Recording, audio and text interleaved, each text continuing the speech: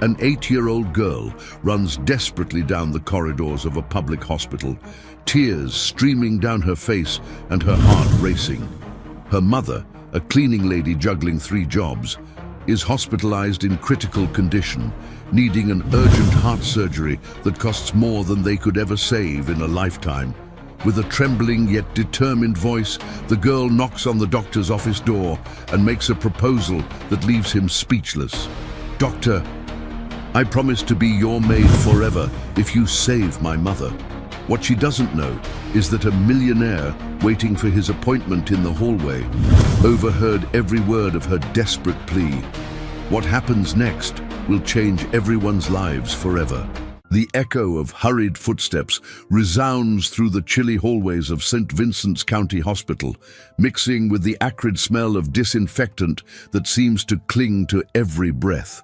Maria Sanchez, only 8 years old, runs with her heart pounding, her worn-out sandals slapping against the scuffed linoleum floor.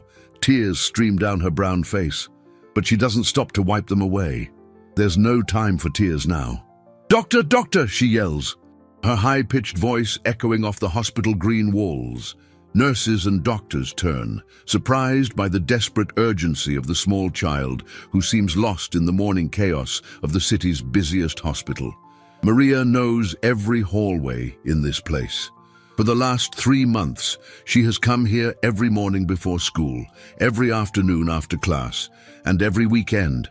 Her mother, Consuelo, works as a cleaner in 3 different places. Early mornings at the hospital, afternoons at a private school in an upscale neighborhood, and nights for a commercial cleaning company, or rather, she used to. Now she's a patient on the 2nd floor ward, her heart failing after years of exhausting work and poor nutrition. "Sweetie, you can't run in here," a nurse says, trying to grab her by the arm, but Maria dodges with agility, continuing her desperate search. She knows exactly where to find Dr. Henry Morgan, the chief of cardiology. He's the one who decides who lives and who dies in this hospital. The office door is partially open. Maria can see Dr. Morgan sitting behind a desk cluttered with papers, his graying hair reflecting the cold fluorescent light from the ceiling. He's on the phone, his voice deep and tired, the voice of someone who has seen too many tragedies. Maria bangs on the door with force, her small fists making a dull thud against the wood. "Doctor, please!" "I need to talk to you," she cries, pushing the door open and barging in. The doctor looks up, startled by the intrusion. He recognizes the girl immediately. It's the cleaner's daughter, the child who always waits in the hallway for news. "Maria, isn't it? You need to wait outside, dear. I'm in an important meeting," he says, trying to be kind but firm. But Maria doesn't move. Her small hands are trembling, and she wipes her nose on the back of her hand. "Doctor, my mom is going to die if she doesn't get the surgery soon. The nurse said there's a 6-month waiting list, but my mom doesn't have 6 months. She's getting weaker every day." Maria's voice trembles, but there's a fierce determination in her brown eyes. "I know you can help. I've seen you save other people." Dr. Morgan puts the phone down, his expression softening. He's heard many desperate pleas, but there's something about this child's posture that touches him deeply. Maria isn't just begging, she's negotiating. "Doctor, I promise I'll work for you forever if you save my mum," she says, her words tumbling out in a desperate rush. "I know how to clean, I can cook, I can do yard work. My mum taught me everything. I work hard, I'm always on time, and I'll never complain. I just need you to move her up the list." The silence that follows is as heavy as lead. From the hallway, a well-dressed man who was waiting for his appointment hears every word. Edward Miller, a 60-year-old millionaire businessman, had been flipping through a magazine when the girl's desperate voice reached his ears. Now, he's motionless, the magazine forgotten in his lap, absorbing every word of this proposal that has just changed the course of 3 lives forever. Rain began to beat against the hospital windows, as if the sky itself were weeping for the injustice about to unfold. Dr. Morgan removes his glasses and rubs his tired eyes. In 30 years of medicine, he had never received an offer so innocent and, at the same time, so devastating. Maria remained standing before the desk, her eyes fixed on the doctor's face, waiting for an answer that could determine whether her mother lives or dies. "Maria, dear, have a seat here," he says, pointing to the chair across from his desk. The girl obeys, but sits only on the edge, as if ready to bolt at any moment. "You're a very brave girl, but you need to understand that things don't work that way. I can't accept you working for me in exchange for a surgery." Maria's eyes fill with tears again. "But doctor, I don't have any money. Nobody in my family has money. My mum works so hard she can barely pay the rent and buy food. If not like this." "Then how?" The doctor gets up and walks to the window, watching the rain continue to fall. "The hospital's charity care program will cover your mum's surgery, Maria. She won't die for lack of treatment." He turns to the girl, trying to offer a reassuring smile. "I've already approved the procedure. Your mom is on the list for the surgery." Maria's face lights up for a moment, but then it falls again. "When, doctor? When is she getting the surgery?" The pause that follows is too long. Dr. Morgan returns to his chair, choosing his words carefully. "The waiting list for cardiac surgeries is a little long right now. About 6 months. 6 months? Maria cries, jumping up from her chair. "Doctor, the nurse said she doesn't even have 6 weeks. How is she going to last 6 months? Maria, I understand your anguish, but the system works on a first-come, first-served basis. And by severity, there are people who've been waiting longer than your mother, but they're not going to die before their turn. My mom will." The words come out like an accusation, loaded with a rage that shouldn't exist in the heart of an 8-year-old. In the hallway, Edward Miller quietly approaches the door. He can hear the conversation clearly, and every word is like a stab to his conscience. The woman's name, Consuelo, echoes in his mind, stirring a memory he had tried to bury for 5 years. "Doctor, is there any way to speed up the process? An emergency list?" Maria asks, her voice now more controlled, but still desperate. "Technically, yes. There are cases that can be prioritized when there's an imminent risk to life, but that requires a more detailed evaluation. And even then," the doctor hesitates, knowing he's offering a fragile hope. "Then let's do the evaluation. Right now." Maria slaps her hands on the desk, startling the doctor with her determination. "Maria, it's not that simple. I need to consult other specialists, run additional tests that could take weeks to schedule." "Weeks my mum doesn't have," Maria whispers, her voice breaking. She sits down again, this time letting herself sink into the chair. "Doctor, I'm not stupid. I know you doctors can make things happen faster when you want to. I see it here all the time. People come in after us and get seen first." Dr. Morgan grows uncomfortable with the girl's sharp observation. "Maria, the hospital follows strict protocols. Protocols for the poor," she interrupts, her voice filled with a bitterness that shouldn't belong to someone so young. "My mum has cleaned this hospital every day for 3 years. She knows every corner, every room, every doctor. She tells me how you treat people differently depending on who they are." The silence that follows is awkward. Dr. Morgan knows the girl is right, but he can't officially admit it. In the hallway, Edward Miller closes his eyes, remembering Consuelo Sanchez, the cleaner who was unjustly fired from one of his companies years ago by a corrupt supervisor who wanted to hire his own niece. "Maria, I'll do what I can to speed up the process," the doctor finally says. "But you need to understand there are limitations in the system that I can't just ignore." Maria stands up, wiping her tears with the back of her hand. "Doctor, if my mum dies on your waiting list, I'll make sure everyone in this city knows you let her die because we're poor." The threat coming from a child should sound empty, but there's something in the way Maria says it that makes the doctor believe she is capable of keeping her promise.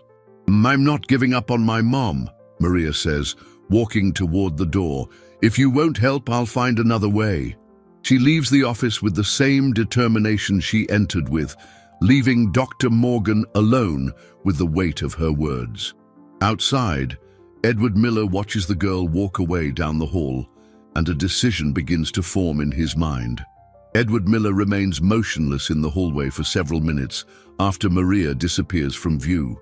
His hands tremble slightly as he pulls his phone from his pocket and cancels his doctor's appointment. The routine checkup that brought him here this morning seems insignificant in the face of the drama he just witnessed. Consuelo Sanchez. The name resonates in his mind like a ghost from a past he tried to bury. 5 years ago, she worked the night shift as a cleaner in the administrative building of Miller Construction, one of his companies. Edward rarely stayed late at the office, but at the time, he was going through a messy divorce and preferred to avoid the empty house. Consuelo always greeted him with a genuine smile as she cleaned the hallways. She worked with a quiet efficiency that Edward admired, never complaining even when she found the office in a deplorable state after long meetings. One night, he found her crying in the break room, trying to hide her tears as she mopped the floor. Was everything all right? He had asked, embarrassed to have caught her in such a vulnerable moment. I'm sorry, Mr. Miller. I shouldn't be crying at work, she replied, quickly wiping her eyes on her uniform sleeve. We all cry sometimes. What happened? Consuelo hesitated, but something in her boss's genuine kindness made her open up. My daughter is in the hospital. Pneumonia. She's only 3. And the doctors say she needs medicine that our insurance won't cover. I'm trying to save up the money, but Edward didn't think twice. He took out his wallet and gave her the cash needed for the medication. This isn't a loan. It's a bonus for your exemplary work. Mr. Miller, I can't accept this. Yes, you can. And I want you to take a few days off to take care of your daughter. We'll sort it out. The following week, when Edward returned to the office, Consuelo had been fired. The supervisor, Roger Campos, explained that she had missed too many days and that her performance had dropped. Edward questioned the decision, but Roger insisted he had already hired a replacement, his niece, who desperately needed a job. Edward, busy with personal problems and pressures from other businesses, didn't investigate further. He signed the termination papers and moved on, assuming Roger knew what he was doing. It was only months later that he discovered the supervisor had lied about Consuelo's absences and that the firing was a maneuver to benefit his family. By the time Edward finally confronted Roger, the man had already transferred to another department, and Consuelo had vanished. He tried to locate her to offer her job back, but she had moved and left no forwarding address. The guilt bothered him for weeks, but it gradually faded among his many business responsibilities. Now, standing in the hospital corridor, Edward remembers every detail of that time. The girl who just left the office, Maria, must be the same child who was sick 5 years ago. The same child he had inadvertently helped save when he gave her money for medicine. And now, fate had brought mother and daughter back into his life at the most critical moment. Sir, are you feeling all right? A nurse approaches, concerned by the sudden pallor of the well-dressed man. I'm fine. Thank you, Edward replies, but his voice sounds distant. Do you know the Sanchez family? The mother is a patient on the 2nd floor. Consuelo Sanchez. Yes, I know her. She's one of our cleaners. Or was, until she got sick. Why do you ask? Do you have her address, contact information? The nurse furrows her brow. Sir, I can't give out patients' personal information. It's against hospital policy. Edward nods, understanding. Of course, I'm sorry. It's just, I know her from a long time ago. She used to work for me. Oh, then you know how hard-working she is. It's a shame what's happening to her. And that little girl. Maria is so brave, here every day, taking care of her mom like she's a grown-up. Is the situation serious? Very. Her heart is failing rapidly, without the surgery. The nurse pauses, realizing she's saying too much. Sorry, I shouldn't be discussing this. Edward thanks her and walks away, his mind working furiously. He has resources, contacts, influence. He could solve the surgery situation with a few phone calls, but something stops him from acting immediately. The memory of the wounded expression on Consuelo's face when she was unjustly fired. He needs to do more than just pay for a surgery. He needs to right a wrong he allowed to happen. He needs to find a way to help without seeming condescending, a way to restore the dignity that was taken from this family. Walking toward the elevator, Edward makes a decision. He's going to find out everything that happened to Consuelo in the last 5 years. He's going to understand how she reached this point of desperation, and then he's going to find a way to repair the mistake he made so long ago. The elevator doors open, and Edward steps inside. Pressing the button for the ground floor, for the first time in years, he has a mission that goes beyond profit and business deals. Maria walks down the hospital stairs with heavy steps, her school backpack bouncing on her back. It's almost 9 in the morning, and she should be in school, sitting in the front row of her 3rd grade class, listening to Ms. Garcia explain multiplication tables. But how can she think about math when her mother is wasting away on the 2nd floor? The rain has stopped, but the sky is still laden with grey clouds that seem to mirror the girl's mood. Maria walks the familiar neighborhood streets, passing the bakery where she sometimes buys day-old bread at a discount, the pharmacy where the pharmacist always asks about her mother's health, the school where she should be right now. I have to get money, she whispers to herself, kicking a loose stone on the sidewalk. If the doctors won't help, I'll have to find another way. Maria stops in front of the window of Mr. Manny's pawn shop, an old man who knows every family in the neighborhood. She's passed by here many times, but never had the courage to go in. Today is different. Today, she has no choice. The bell on the door chimes as she enters, and Mr. Manny looks up from the newspaper he was reading. Maria! What a surprise! Shouldn't you be in school, kiddo? Mr. Manny, I need to sell some things, she says, taking her backpack off and placing it on the counter. I need money to help my mom. The man frowns, concerned. Maria, child, what things do you have to sell, and where's your mother? Does she know you're here? My mom's in the hospital. She needs a surgery that costs a lot of money. Maria opens her backpack and starts taking out her belongings. A plastic watch she got for her 7th birthday, a gold-plated chain that belonged to her grandmother, 3 of her favorite storybooks, and her most prized possession, a class ring her father left behind before he left. Kid, these things aren't worth much, Mr. Manny says gently, examining the items. The watch is plastic, the chain is plated. The books are used. How much do you need? How much can you give me? Mr. Manny does some quick math in his head. Look, Maria, being very generous, I can give you $50 for all this. But a heart surgery costs thousands of dollars. You understand that, right? Tears well up in Maria's eyes again, but she quickly wipes them away. I know, Mr. Manny, but it's a start. I'll get the rest. How, kid? How is an 8-year-old girl going to get thousands of dollars? I'll work. I'll do anything. I'll clean houses. I'll babysit. I'll sell candy on the street. Maria, you can't work. You're a minor. And even if you could, it would take years to save up that kind of money. The reality of the man's words hits Maria like a punch to the gut. She sinks into an old chair next to the counter, holding her head in her hands.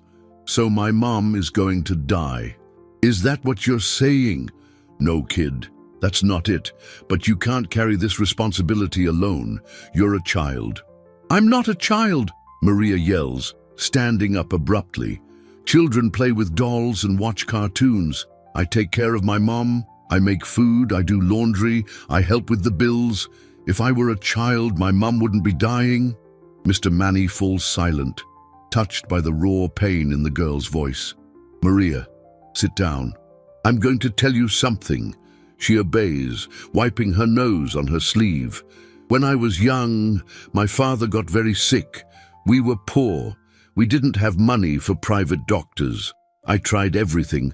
I sold everything I had, worked 2 jobs, even thought about stealing to get money for his medicine. And what happened? My father died, not because of the doctors, not for lack of money. He died because it was his time. But you know what I learned? That sometimes, when we're desperate, angels in disguise show up. Angels don't exist, Mr. Manny.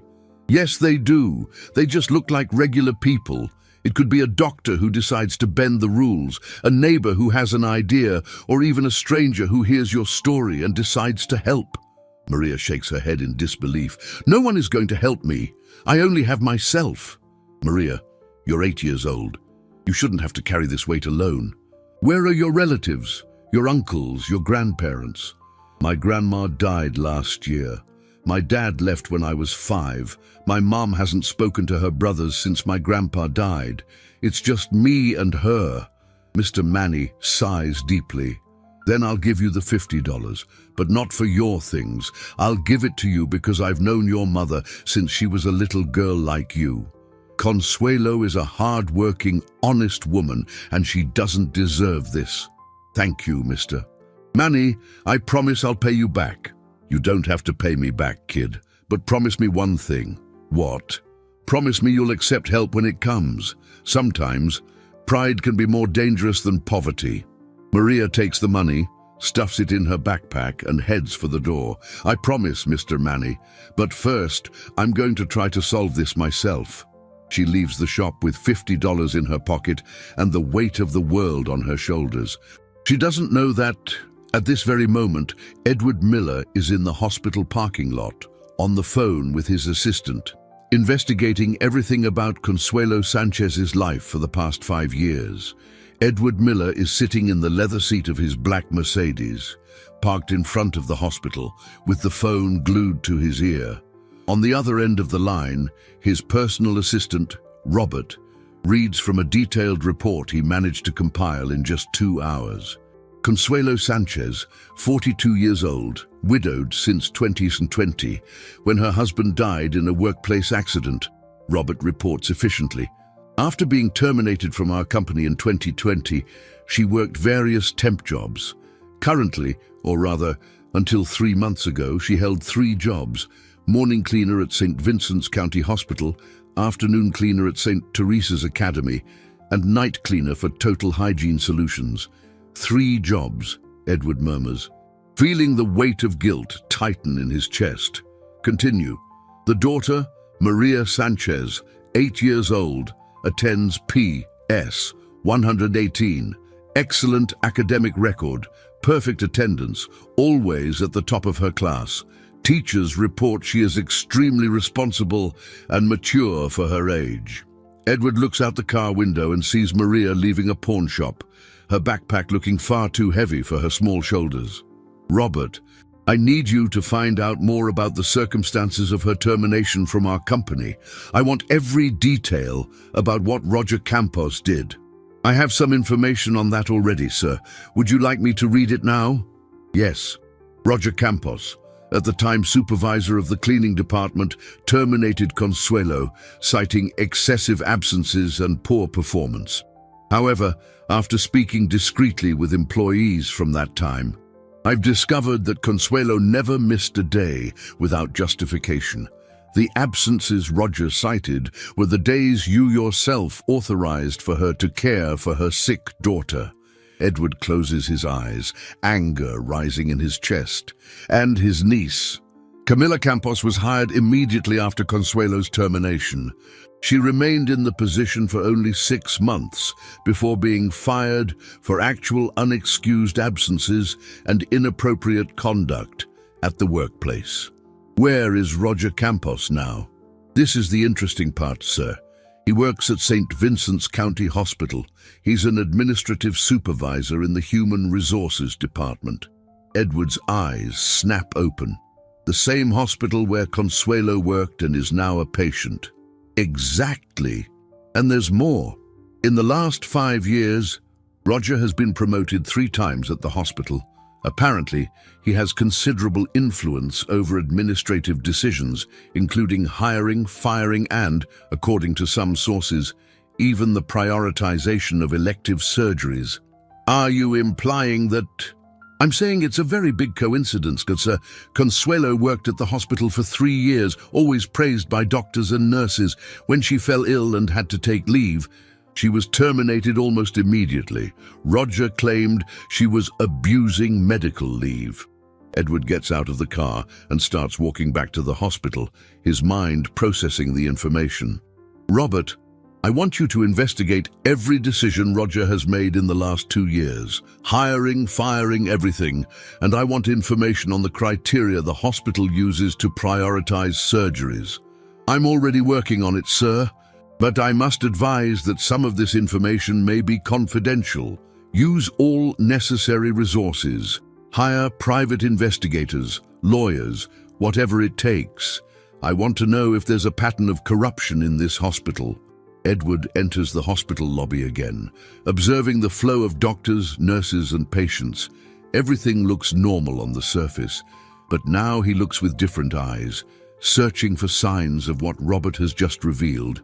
Sir, there's one more thing, Robert continues.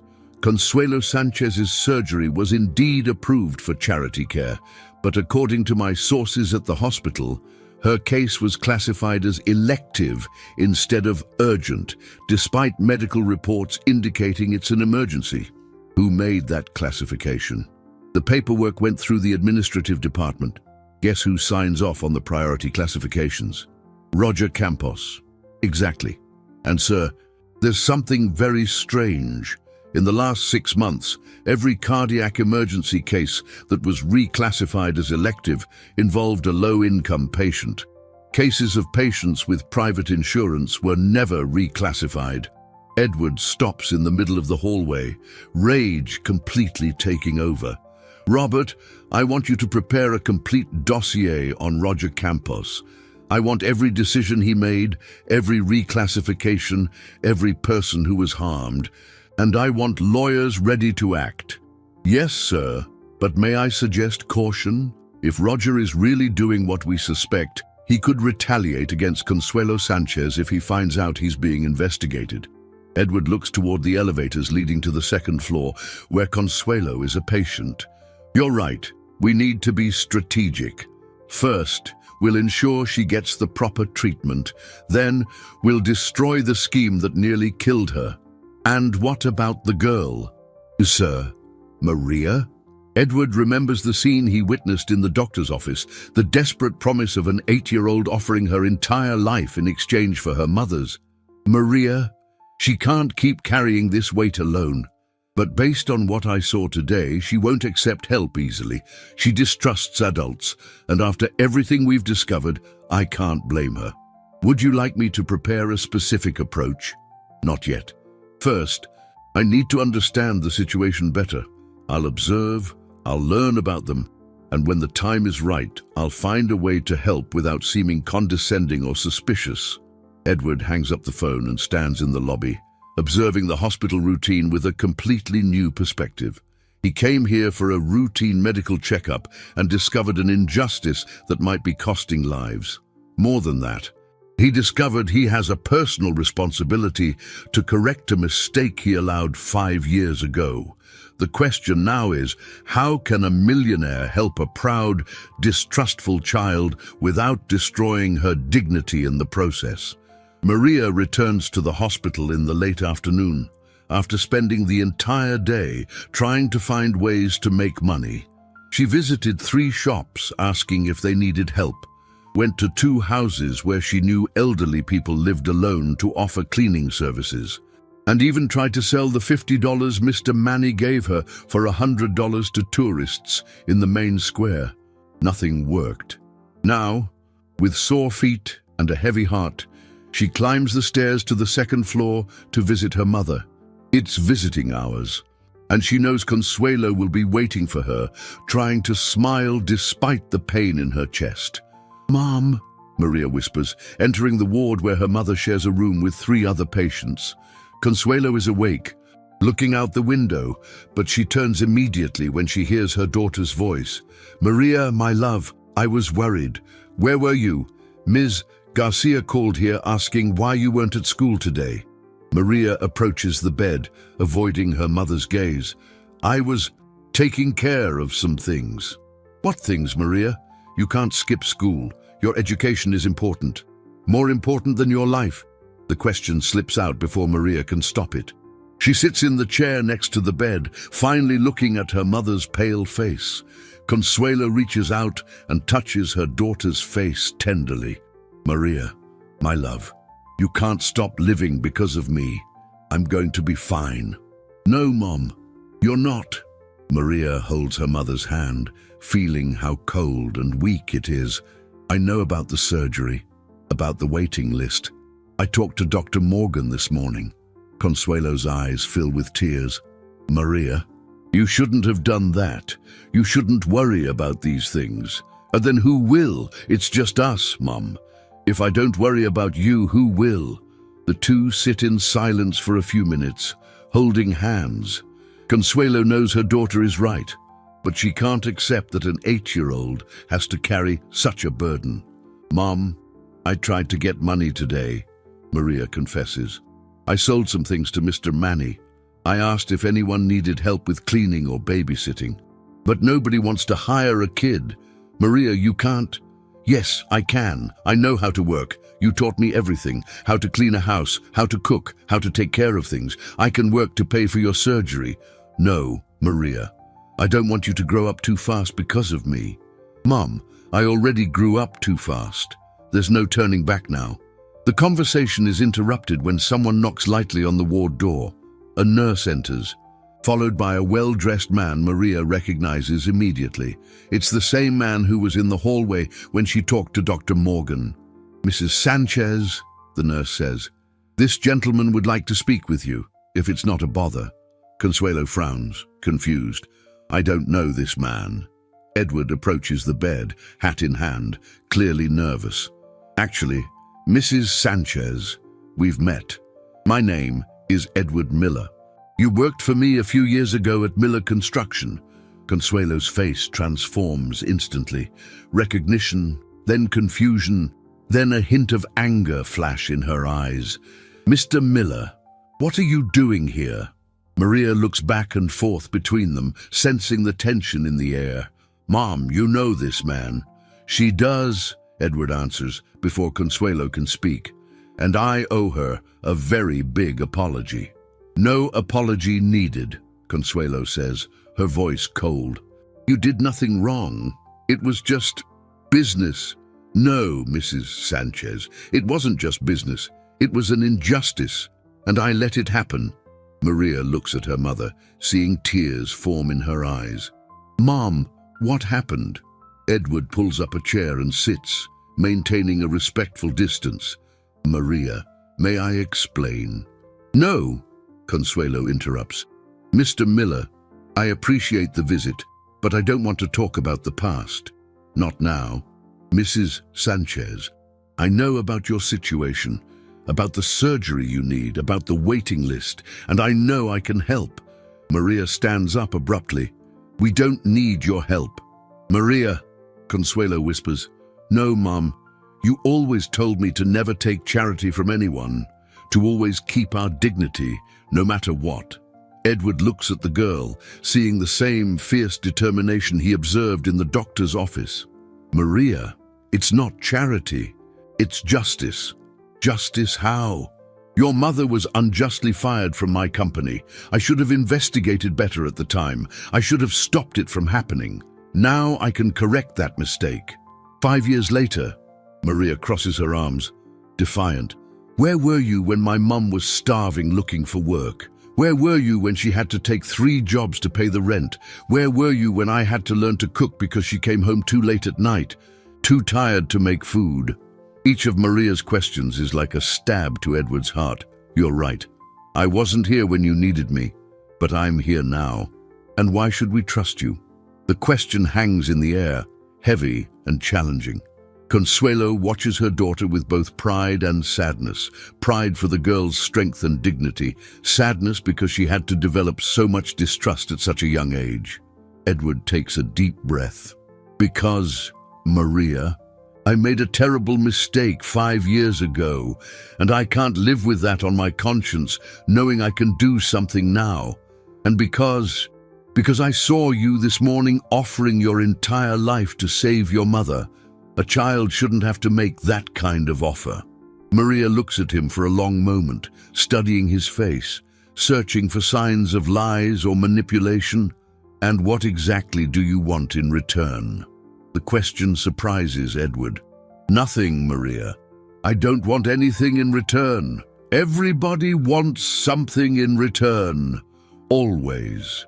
The silence that follows is broken only by the distant hum of the hospital. Edward realizes that earning this girl's trust will be much harder than simply paying for a surgery. The tense conversation in the ward is abruptly interrupted when Roger Campos enters the room without knocking, carrying a clipboard and wearing a fake smile that fools no one. Edward recognizes him immediately, and his jaw tightens. "Mrs. Sanchez," Roger says, completely ignoring Edward and Maria, "I need to talk to you about your employment status. As you know, medical leave has an expiration date, and we need to regularize some paperwork." Consuelo tries to sit up in bed, clearly uncomfortable with the man's presence. "Mr. Campos, I turned in all the medical documents last week." "Yes, but some irregularities have come up," Roger interrupts, his eyes finally landing on Edward. "Sorry, I didn't realize you had a visitor. Perhaps we should talk in private." "There's no need." Edward stands, his voice icy. "Roger Campos, isn't it?" Roger frowns, clearly trying to remember where he knows Edward from. "Yes, you look familiar." "Edward Miller. Miller Construction. Remember? You worked for me until 2020. The color drains from Roger's face instantly. He looks nervously from Edward to Consuelo, realizing his presence is no coincidence. "Mr. Miller, what a surprise to see you here." "I'll bet it is," Edward replies, taking a step toward Roger, "especially considering you're about to harm an employee who was already wronged by you once." Maria watches the exchange, realizing there's much more going on than she understands. "Mom, who is this man?" "He's my supervisor at the hospital," Consuelo answers, her voice weak. "Or was." Roger tries to regain his composure. "Mr. Miller, I don't know what story Mrs. Sanchez has told you, but I can assure you that all decisions made follow hospital protocols." "What protocols?" Edward interrupts. "The same protocols that reclassified a cardiac surgery from urgent to elective. The same protocols that put a woman with severe heart failure on a 6-month waiting list." Maria stands up sharply. "What? What do you mean reclassified?" Roger becomes visibly nervous. "That information is confidential. It shouldn't be discussed in front of the patient." "It shouldn't be discussed because it's criminal," Edward retorts. "Maria, your mother was put on an elective surgery list even though all the tests indicated an emergency. Someone deliberately changed the medical classification." "That's not true," Roger protests, but his defensive tone gives him away. Consuelo tries to sit up completely, alarmed. "Mr. Campos, you said my case was being treated as a priority, and it is, within the normal parameters of the system." "Liar!" Maria screams, her anger exploding. "Dr. Morgan told me that serious cases get priority. My mom is dying, and you're playing with paperwork." Edward pulls his phone from his pocket. "Robert, I'm here at the hospital with our person of interest. I want you to come immediately and bring all the documents you've gathered on the medical reclassifications from the last 6 months." Roger takes a step back, clearly terrified. "Mr. Miller, I don't know what private investigation you're conducting, but this could lead to serious legal problems." "For whom?" Edward advances another step.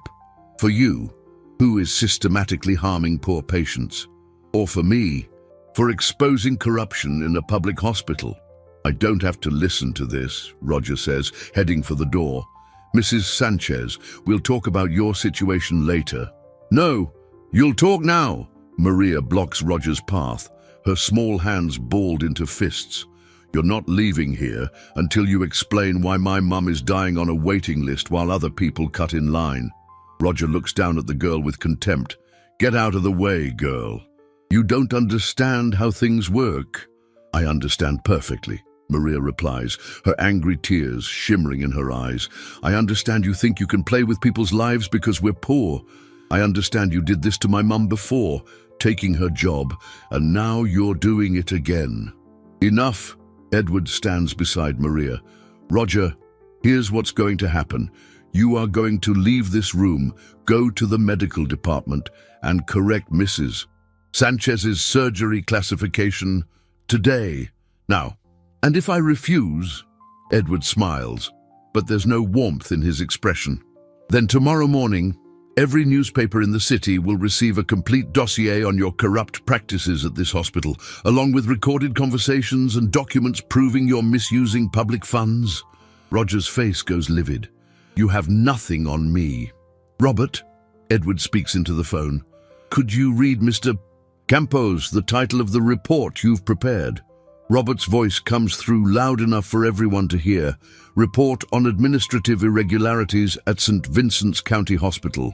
Analysis of 47 cases of suspicious medical reclassification between 2022 and 2025, all involving low-income patients. All approved by Supervisor Roger Campos. The silence that follows is deafening. Roger looks from Edward to Maria, then to Consuelo, realizing he's been cornered. 47 cases, Maria whispers, the magnitude of the situation hitting her. How many people died waiting? Consuelo closes her eyes, tears rolling down her face. My God, how many families? Roger tries to make for the door one last time, but Edward stops him. The choice is yours, Roger. Fix this now and cooperate with the investigation, or be publicly exposed and face the legal consequences. Maria looks at Edward with a completely new expression. For the first time since she met him, there's something besides distrust in her eyes. There's hope. Mom, she whispers, taking Consuelo's hand, I think our angel has arrived. Maria's innocent comment resonates through the ward, but Roger knows his fight isn't over. Men like him don't give up easily, and Edward has just made himself a declared enemy. 3 hours after the confrontation with Roger, Maria and Edward are sitting in the hospital cafeteria, sharing a sandwich and a conversation neither of them expected to have. Consuelo had finally fallen asleep after Dr. Morgan confirmed her surgery had been reclassified as urgent and would be performed the following week. So you really knew my mum before, Maria says, nibbling on a piece of bread. It's the first food she's been able to swallow properly in days. I did, and I should have paid more attention when she was fired, Edward admits, stirring his now cold coffee. Your mother was one of the most dedicated employees I've ever had. Always on time, always efficient, always kind to everyone. Why didn't you investigate back then? Edward sighs, looking down at his hands. Because I was going through personal problems. My wife had filed for divorce. I was buried in other business deals, and when Roger told me he'd found a better replacement, I just trusted him. And the replacement was his niece. She was fired 6 months later for constant absences and inappropriate behavior. But by the time I found out, your mother had already disappeared. I tried to find her to offer the job back, but we had moved, Maria finishes for him. My mum couldn't afford the rent on the old apartment with just unemployment benefits. Edward closes his eyes, feeling the weight of every consequence of his negligence. Maria, I know you have no reason to trust me, but I want you to know that I'm not leaving this time. I'm going to stay until I'm sure your mother is completely well. Maria studies his face for a long moment. Do you have kids? The question catches Edward by surprise. No. My ex-wife and I never had children. She said I worked too much to be a good father. And was she right? Edward chuckles. but it's a sad laugh. She probably was. I dedicated 16 hours a day to my business. I thought financial success was all that mattered. And now I know I was wrong. Meeting you two has made me realize there are things much more important than money. Maria finishes eating and wipes her hands on a napkin. Mr. Miller, what you found out about Roger, about the other patients, that's really serious, isn't it? Very serious. If our suspicions are correct, he may have caused the deaths of innocent people. So what are we going to do? Edward notices she said, we, including herself in the fight. First, we're going to make sure your mother has the best possible surgery. Then, we're going to expose the whole scheme so that other families don't go through what you went through. Is that going to be dangerous? It could be. Corrupt people don't like being exposed. They might try to retaliate. Maria straightens her shoulders, adopting a determined posture that reminds Edward of a soldier heading into battle. I don't care.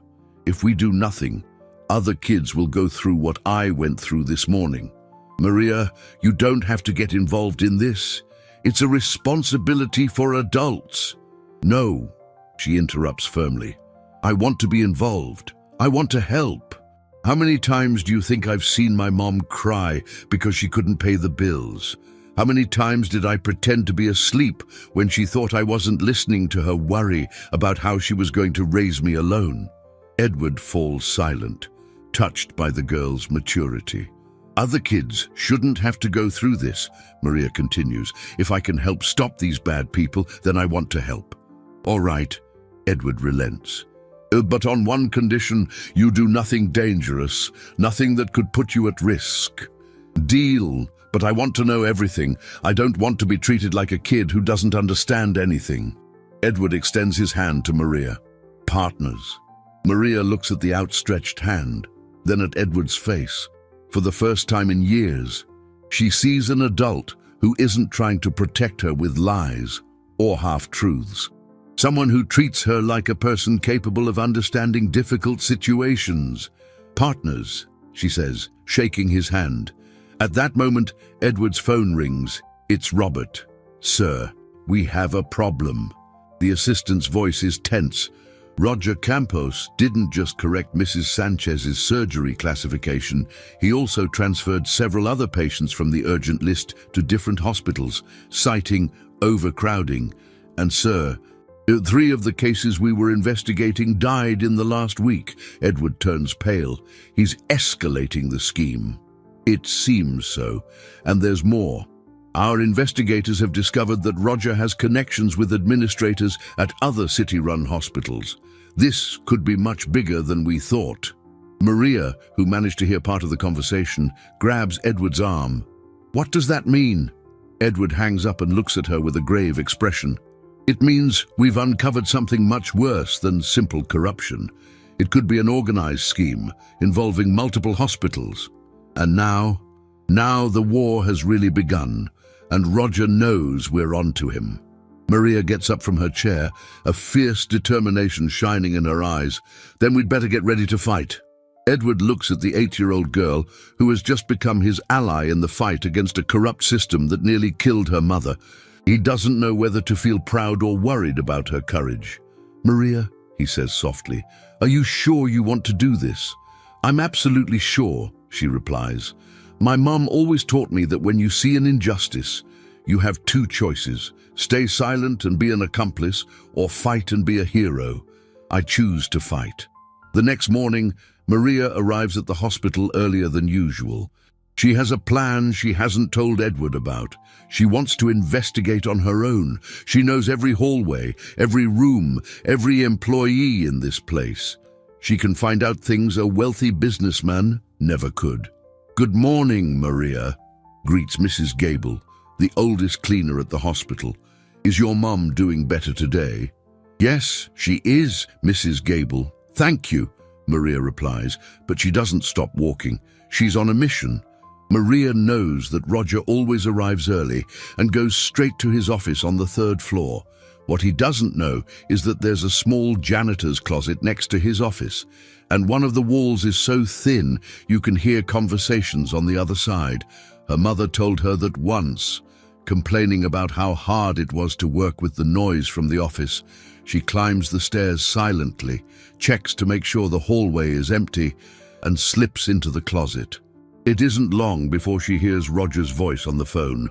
"No, you don't understand the gravity of the situation," he's saying, clearly agitated. "Edward Miller has enough money and influence to destroy us all." Maria presses her ear to the wall, trying not to miss a word. "Of course I know who he is. That's why I'm worried.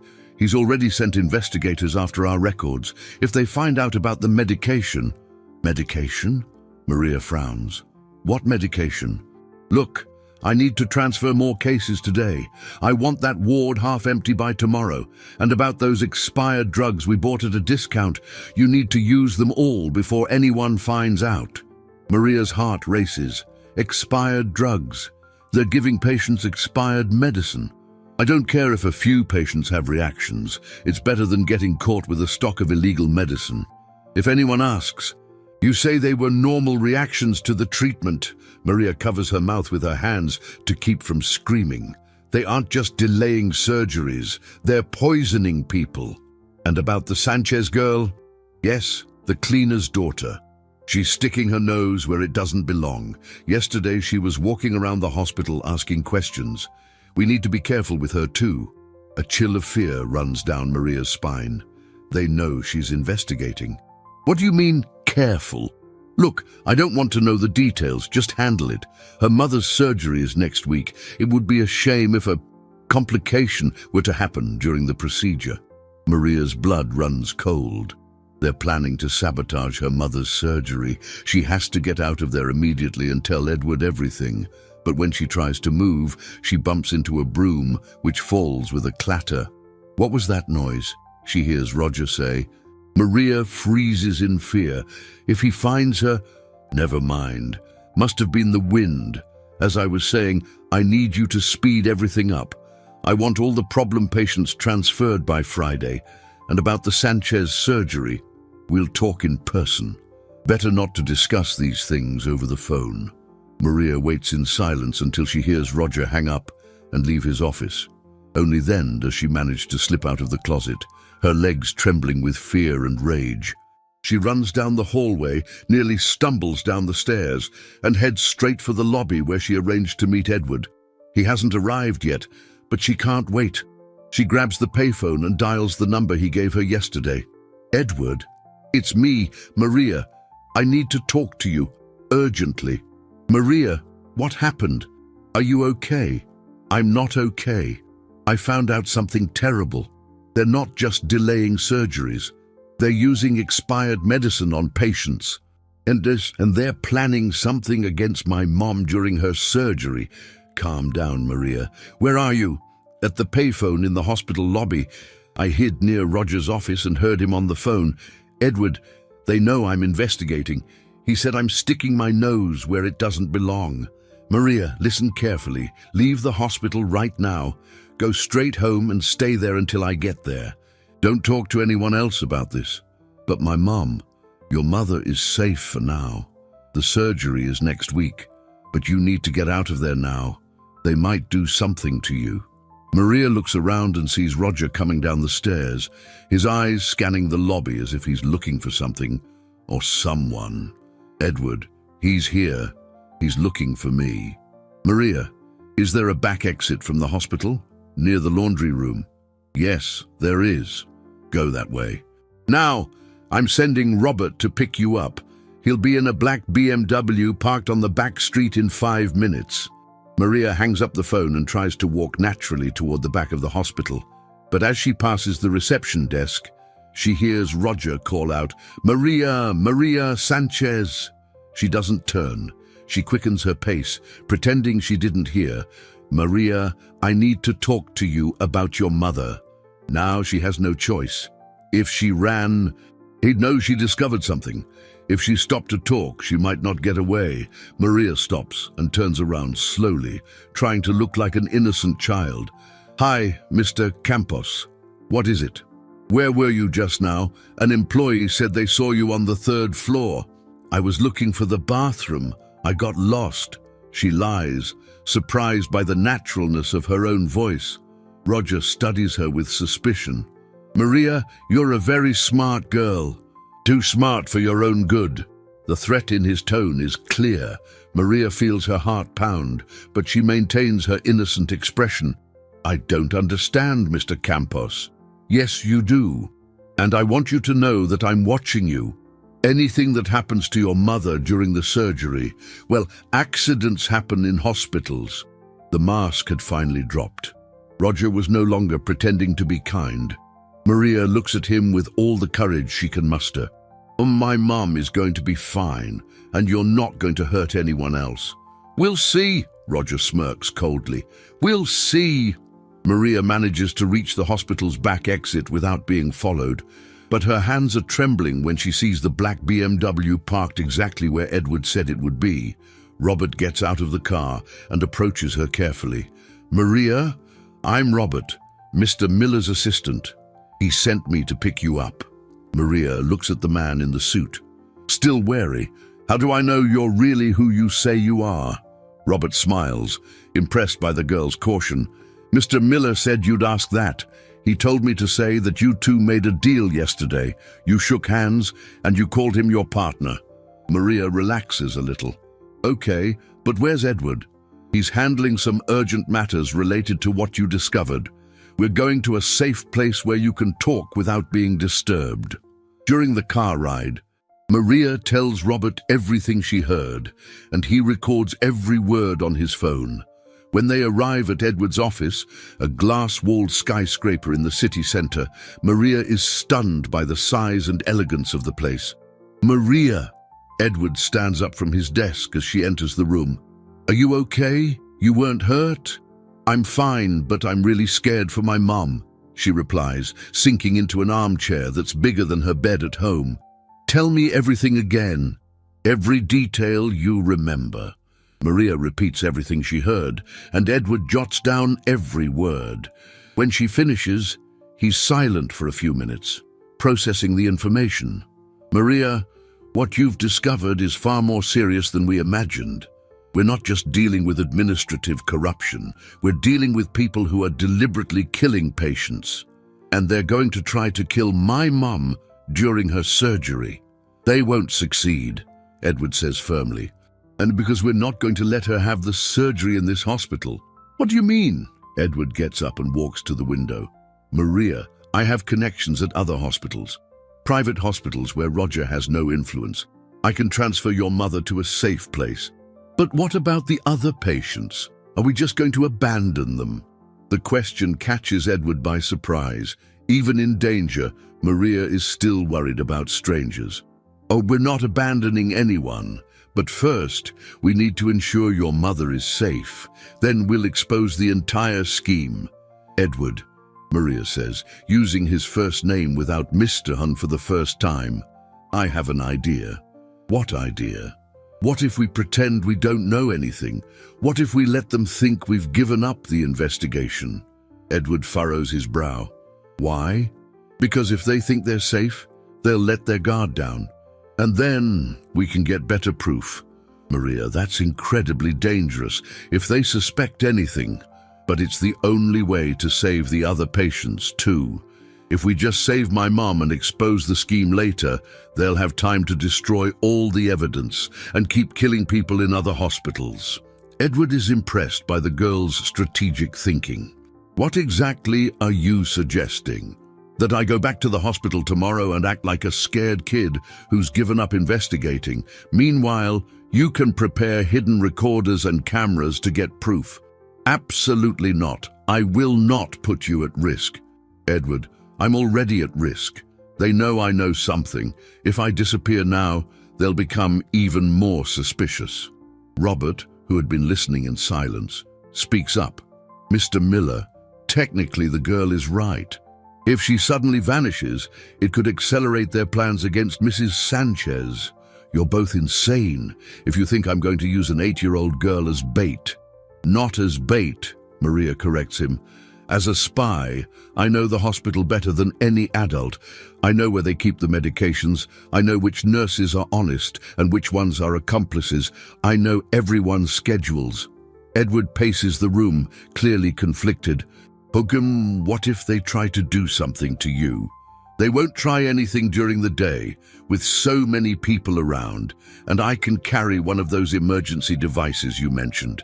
Maria, your mother would never forgive me if something happened to you, and I'll never forgive myself if other kids go through what I went through because we did nothing. The silence in the room is heavy.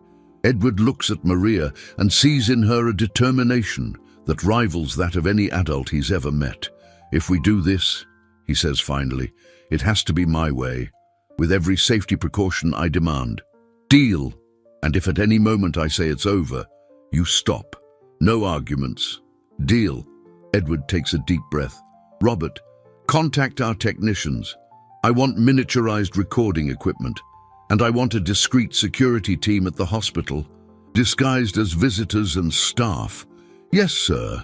Edward turns to Maria. And you will promise me you won't take any unnecessary risks. No heroics.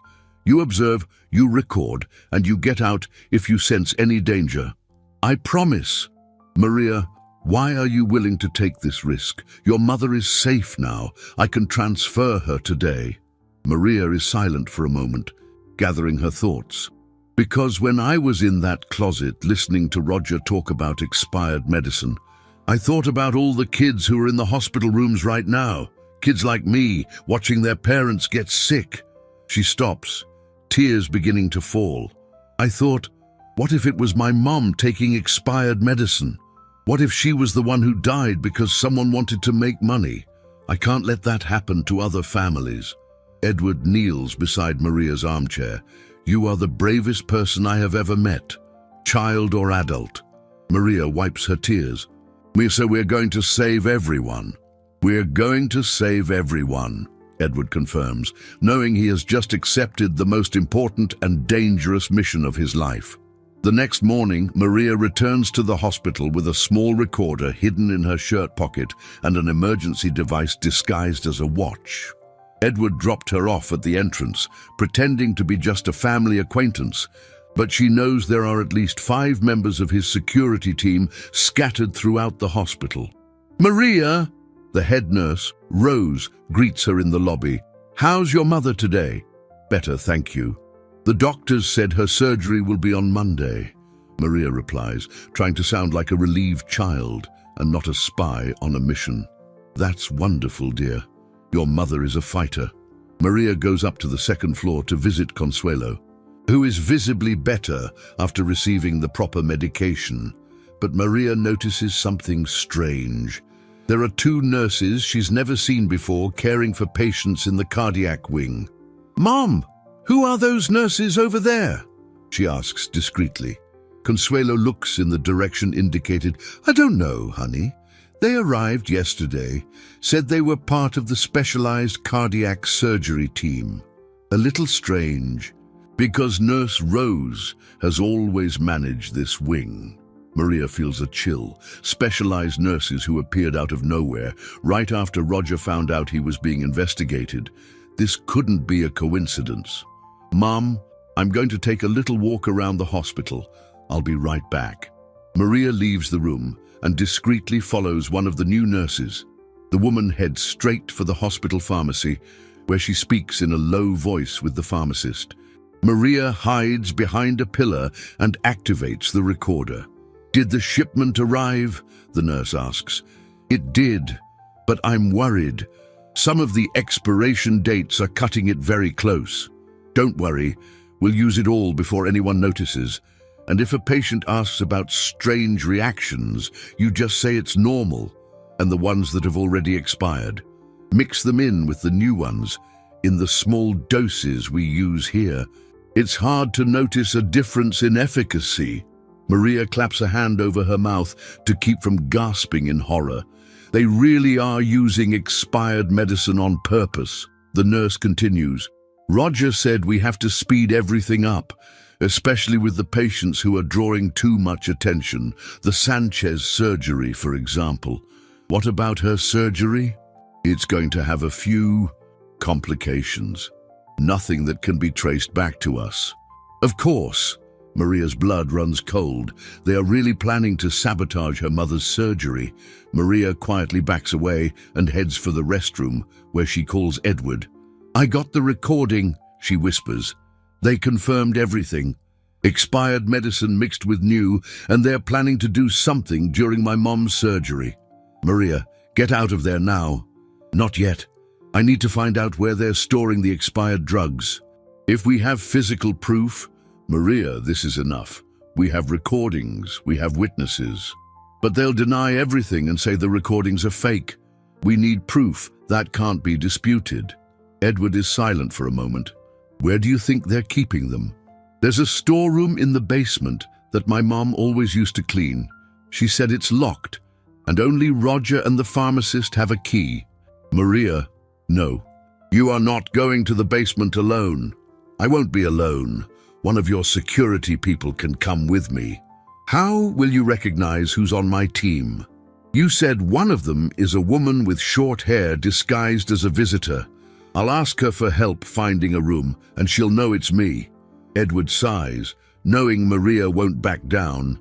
"Fine, but you go in there, you get a sample of the expired meds, and you leave immediately. No further investigation. Deal." Maria leaves the restroom and looks for the short-haired woman Edward described. She finds her near the reception desk, looking at a piece of paper as if she's lost. "Excuse me?" Maria approaches. "Are you looking for someone?" The woman looks at her and understands immediately. "I am. I'm looking for the room where they keep the special medications. I can show you the way." The two go to the elevator and ride down to the basement.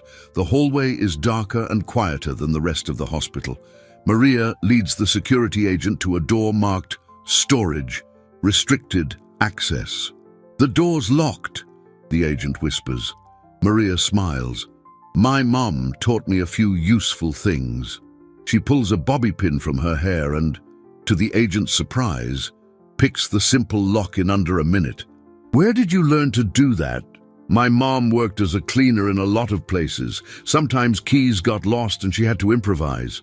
They enter the storeroom and turn on their phone flashlights. What they see horrifies them. Dozens of boxes of medicine with expiration dates from months or even years ago. "My God," the agent whispers, "some of these expired in 2022. Maria picks up a few boxes and reads the labels. Heart medication, blood pressure pills, antibiotics. They're killing people slowly. The agent takes samples from several different boxes, photographs everything, and places the evidence in a special bag. "Okay, now let's go." But as they reach the door, they hear voices in the hallway. "I'm sure I locked this door yesterday," a man's voice says. "It's the pharmacist." "And I'm sure I saw that girl snooping around where she shouldn't be," another voice replies. "It's Roger." Maria and the agent exchange a look. They're trapped. "Is there another way out?" the agent whispers. Maria thinks quickly. "There's an emergency exit that leads to the employee parking lot, but it's on the other side of the storeroom." The voices are getting closer. They have to move now or they'll be discovered. "Maria," the agent whispers, "whatever happens, you stay behind me. Understand?"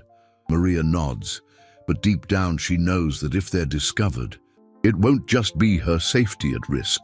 It will be her mother's life and the lives of all the other innocent patients in the hospital.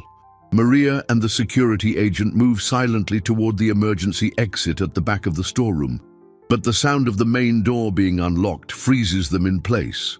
Roger enters first, followed by the pharmacist and the fake nurse Maria overheard earlier. "I knew it," Roger says, his voice laced with cold fury. "And I knew that meddling little girl was sticking her nose where it didn't belong." Maria and the agent hide behind stacks of boxes, but the storeroom is too small to hide in for long. "Roger, if anyone finds out we're here..." The pharmacist begins nervously. "No one will find out, especially after we solve the Sanchez family problem once and for all." The agent whispers in Maria's ear. "When I give the signal, you run for the emergency exit and don't look back. But Maria shakes her head. I'm not leaving you alone. Maria Sanchez, Roger suddenly yells. I know you're in here. Come out from wherever you're hiding. The agent makes a quick decision. She discreetly activates an emergency beacon and whispers, Edward, we're in the basement. Critical situation. Very well, Roger continues, walking between the stacks of boxes. If you don't come out, I'll make sure your mother's surgery tomorrow has a few unexpected accidents. The direct threat against her mother makes Maria lose her cool. She stands up from her hiding place, her eyes blazing with anger. You won't lay a finger on my mother. Maria, no! The agent tries to pull her back, but it's too late. Roger smiles coldly. Ah, finally. And who's your little friend? Another private investigator from your rich godfather.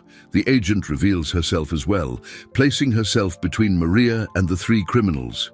I'm with Edward Miller's security team. And you're surrounded. Roger laughs. Surrounded? By whom? We're in a hospital basement. No one comes down here.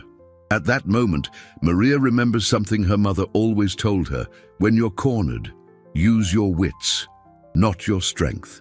Mr. Campos, she says, forcing her voice to sound calm. Do you want to know what else I found out? Maria, don't say anything, the agent whispers. But Maria ignores the warning. I know about the other hospitals. I know about the doctors you bribe. I know about the families who lost relatives because of your expired medicine. Roger's face pales. You don't know anything. I know about a Mrs. Fernandez who died at St. Joseph's Hospital after taking expired antibiotics. I know about a Mr. Silva who had cardiac complications at Central General after receiving tainted medication. Maria is making up names, but the guilty look on Roger's face confirms her strategy hit the mark. How do you know those names? The pharmacist asks, clearly terrified. Because I'm not just a curious kid, Maria bluffs with conviction. I'm part of a much larger investigation. And everything you say or do in here is being recorded and broadcast live. Maria holds up her fist, showing the watch Edward gave her. This device isn't just an emergency button. It's a camera that's streaming everything to Edward's lawyers and the police. That's a lie, Roger says, but his voice trembles. Is it? Why don't you test it? Do something to me or my mom and see what happens. Maria's bluff is working. The three criminals look at each other. Uncertain, at that moment, Roger's phone rings. He answers nervously. Roger, did you see the news? A voice on the other end yells, loud enough for everyone to hear. The feds are raiding all the city hospitals. There are cruisers in front of St. Joseph's and Central General. Roger's face turns ashen.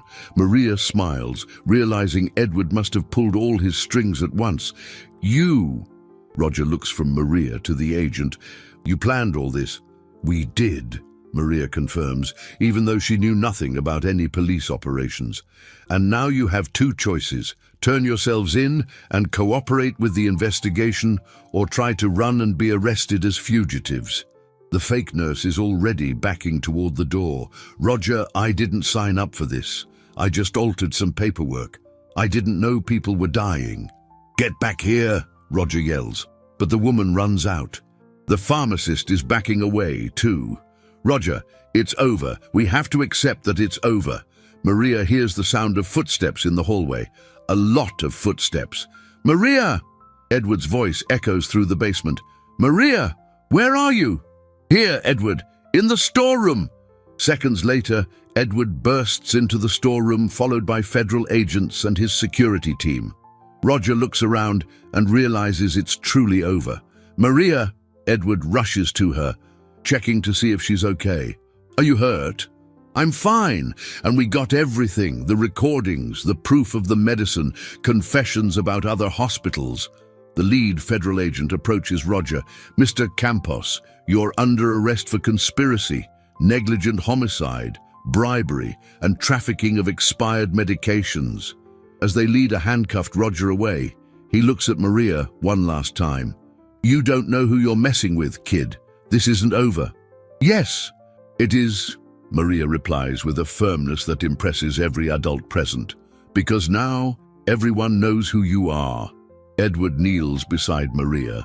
You were incredibly brave and incredibly reckless. But it worked. It worked, he confirms, hugging her. Now let's take care of your mom and all the other patients who were harmed by this scheme. Maria looks at the boxes of expired medication being collected as evidence and feels, for the first time in months, that her mother is truly safe. More than that, she feels she has managed to protect many other families from going through the same nightmare she lived. 2 weeks after Roger's arrest and the dismantling of the corruption ring, St. Vincent's County Hospital feels like a completely different place. Consuelo is recovering perfectly from her heart surgery, which was performed by an elite medical team. Edward flew in from the Mayo Clinic specifically for the procedure. Mum, how are you feeling today? Maria asks, adjusting the pillow behind Consuelo's back. The private room where her mother is recovering is a world away from the overcrowded ward where she was before. I feel like I've been given a new life. My daughter, Consuelo replies, holding Maria's hand. And it's all thanks to your courage. It wasn't just my courage. It was Edward who had the resources to make it all happen. But it was you who had the bravery to face dangerous people, to protect not just me, but other families too. Edward enters the room carrying a bouquet of flowers and a newspaper. Good morning, ladies. How's our hero today?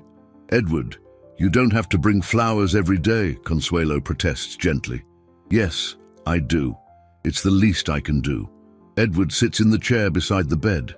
And I have good news. The newspaper published the full story on the corruption scheme. Maria takes the paper and reads the headline aloud. Operation Clean Sweep busts ring, responsible for dozens of deaths in city hospitals. Her eyes fill with tears as she sees a photo of herself next to Edward on the front page, with the caption, 8-year-old exposes corruption, saves lives. Do you see how many people you helped? Consuelo says, pointing to the numbers in the paper. 47 cases of improper reclassification, over 200 patients who received expired medication, 5 hospitals involved in the scheme. And most importantly, Edward adds, 15 people have already been arrested, including doctors, administrators, and corrupt suppliers. Maria keeps reading. Listen to this, Mom. The investigation has resulted in the creation of a new transparency protocol for public hospitals, which will be implemented statewide. The protocol, named the Maria Sanchez Act, requires a monthly independent audit of medications and elective surgeries. They named the law after you, Consuelo asks. Moved. It was the governor's idea, Edward explains. He said a child who had the courage to stand up to a corrupt system deserves to be remembered forever. Maria is quiet for a moment, processing the information. Edward, does this mean other kids won't have to go through what I went through? Exactly. And there's more. An emergency fund for urgent surgeries has been created, funded by business leaders who were moved by your story. No family will have to wait 6 months for an emergency heart surgery again. Consuelo wipes the tears from her eyes. Maria, do you realize what you've accomplished? You didn't just save me. You saved thousands of people you don't even know. We saved them, Maria corrects. Me, you, and Edward, and all the honest doctors who helped us. Dr. Morgan enters the room to do Consuelo's daily checkup. Good morning, everyone. How's my favorite patient? Doctor, when can my mom go home? Maria asks. If she keeps recovering at this pace, maybe by the end of the week, he replies, checking Consuelo's vitals. Her heart is responding perfectly to the treatment. And will she be able to work normally, with some initial limitations? But yes, in fact, I have a proposal for you too. Edward smiles. Let me guess, is this about what we discussed yesterday? Exactly. Maria, how would you like it if your mother came to work here at the hospital, but this time as the supervisor of the cleaning staff, with a fair salary, full health benefits, and a schedule that allows her to take you to and from school every day? Maria looks at her mother, who is dumbfounded. Mom, does that mean you won't need 3 jobs? It means she'll work 8 hours a day, have weekends off, and earn more than she did with all 3 jobs combined, Edward adds. But why are you doing this? Consuelo asks. I've already caused enough trouble. Mrs. Sanchez, Dr. Morgan says gently, you didn't cause any trouble. On the contrary, your daughter helped clean up this hospital. Now we want people of integrity working here. Maria hugs her mother. Say yes, Mom. Then you can take care of me properly, and I can help you take care of the hospital. Help how? Edward asks, curious. By creating a program for kids whose parents are patients, teaching them not to give up, to ask for help when they need it, to understand they're not alone. Edward is moved by the idea. Maria, that's brilliant. You mean you want to help other kids who are in the same situation you were? I do, because I know how terrible it feels to be alone and hopeless. If I can keep other kids from feeling that way, then it's settled, Dr. Morgan says. Consuelo Sanchez, supervisor of the cleaning staff, and Maria Sanchez, our youngest consultant for family crisis support. Consultant? Maria laughs. That's a job for grown-ups. You've proven that age doesn't determine wisdom or courage, Edward replies.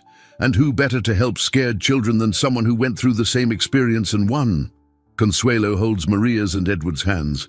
How can I ever thank you for completely changing our lives? You already have, Edward says, by teaching me that true wealth isn't in money, but in the ability to make a difference in people's lives. Maria looks out the window of the room, watching the normal bustle of the hospital, knowing that it's now a safe place for all families who need help. For the first time in months, she truly feels like a child who can play, study, and dream, knowing her mother is safe and that together they built something much bigger than they ever imagined. 6 months after that cold, desperate morning when Maria ran through the hospital hallways, offering her entire life to save her mother, she is walking those same hallways again. But this time, there is no desperation in her steps. There is purpose. Maria, there's a new family in Ward 3, Nurse Rose informs her, a 7-year-old girl whose father needs urgent surgery. She's very scared.